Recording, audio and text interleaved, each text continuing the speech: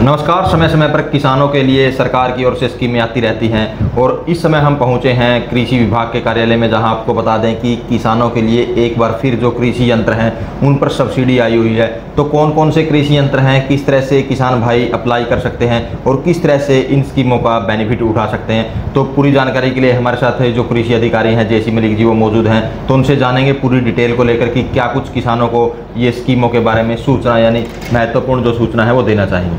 नमस्कार सर। हाँ नमस्कार जी, सबसे पहले आपका स्वागत है जी।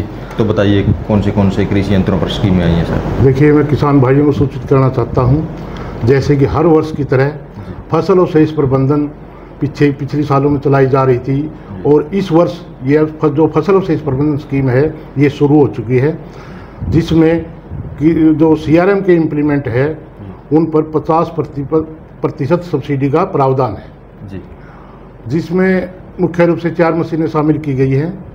सबसे नंबर 1 है स्ट्रा बेलर, जो धान की पराली की गांठ बनाता है, और एक है स्ट्रा रैक मशीन, जो धान की पराली कटी हुई पराली को एक लाइन में इकट्ठा करता है, और तीसरी मशीन है स्लेशर, जो कि मतलब धान के फानों को काटता है, और चौथी मशीन सुपर सीडर मशीन है, जो किसानों के लिए बहुत बढ़िया मशीन है इन सिटू मैनेजमेंट के लिए।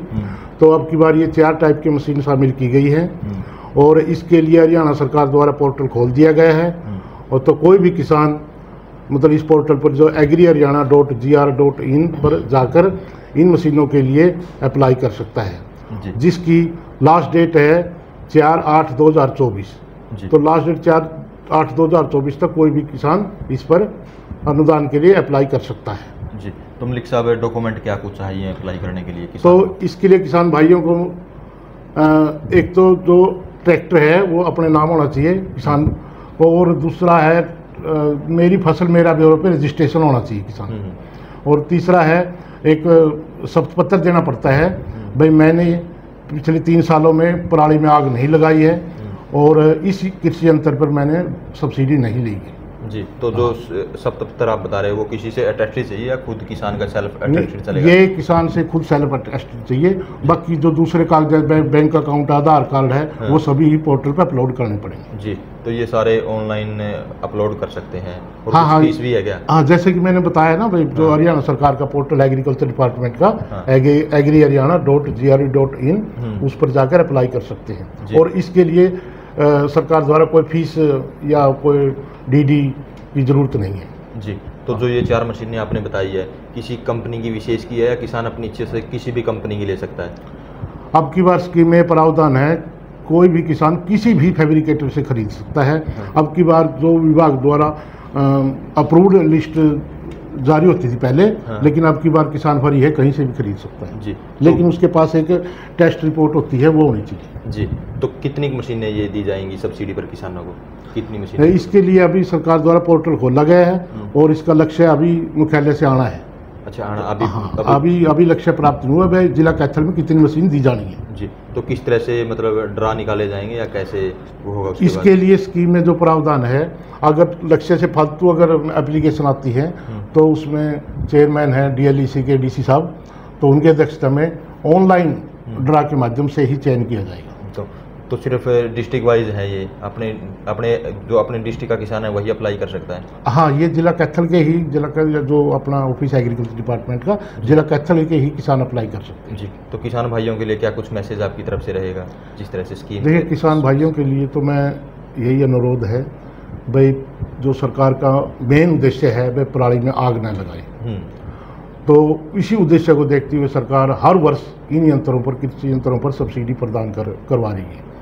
तो इसलिए मेरा किसान भाइयों से है भाई पिछली साल की तरह इस वर्ष भी पराली में आग न लगाएं, क्योंकि पिछली बार जो हरियाणा में 1 नंबर पे जो आया था वो जिला कैथल था। भाई पराली की जो आग लगने की घटनाओं में सबसे ज़्यादा कमी आई थी वो जिला कैथल में थी। और किसान भाइयों से मैं यही अपील करना चाहता हूँ कि भाई पराली में आग न लगाएं और इन कृषि यंत्रों को अनुदान पर लेकर इनका फ़ायदा उठाएं।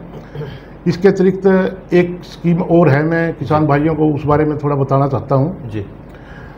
देखिए, अब की बार 2 प्रोजेक्ट कोस्ट है, यानी कि 2 प्रोजेक्ट बनाए गए सरकार की तरफ से।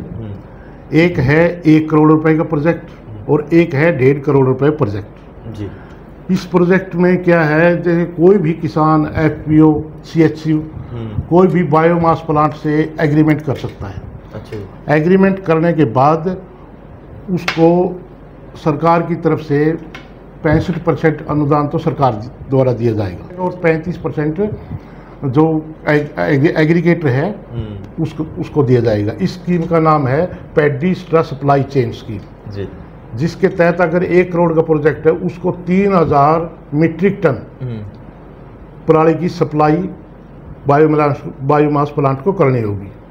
और जो 1.5 करोड़ का है उसके तहत किसान को या एफपीओ को 4500 यानी कि 4500 मीट्रिक टन पराली की सप्लाई करनी पड़ेगी बायोमास प्लांट को। तो इसके लिए कोई भी किसान बायोमास प्लांट से कांटेक्ट कर सकता है। जैसे मुख्य जो हैं बायोमास प्लांट है उनका मैं नाम बता देता हूँ। जैसे एक हमारा यहाँ कांगथड़ी में है जो सुखबीर एग्रो इंडस्ट्री के नाम से है, और एक पेवा 2 पेवा में है, हिंद समाचार प्राइवेट लिमिटेड है, और एक सैमसन पेपर मिल है। इसके अलावा कैथल में भी कई सोलवेंट प्लांट है। तो कोई भी किसान भाई इन प्लांटों से कांटेक्ट करके इस स्कीम में ऑनलाइन अप्लाई कर सकता है। इसके लिए भी किसान जो विभाग द्वारा लास्ट डेट रखी गई है वो 4/8/2024 है।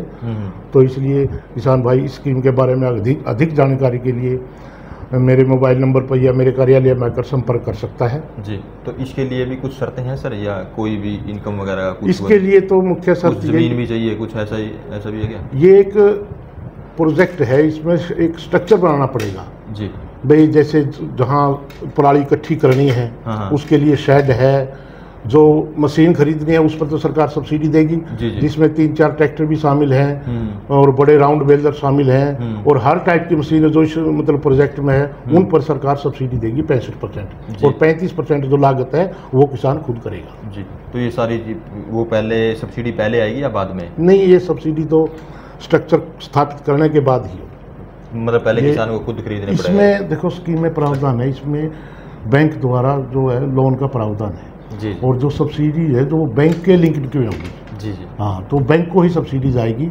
तो जैसे जैसे वो उसकी जो प्रोजेक्ट की कीमत है वो वसूली तो सब्सिडी के हिसाब से ही वसूली जाएगी जी। तो पूरी जानकारी जो कृषि अधिकारी हैं जेसी मलिक जी, उन्होंने बताया कि किस तरह से किसान अप्लाई करें, क्या कुछ डॉक्यूमेंट चाहिए और किस तरह से बेनिफिट उठा सकते हैं। तो इस वीडियो को ज़्यादा से ज़्यादा शेयर करें, लाइक करें, कमेंट करें ताकि ज़्यादा से ज़्यादा किसान भाइयों तक ये मैसेज पहुँच सके।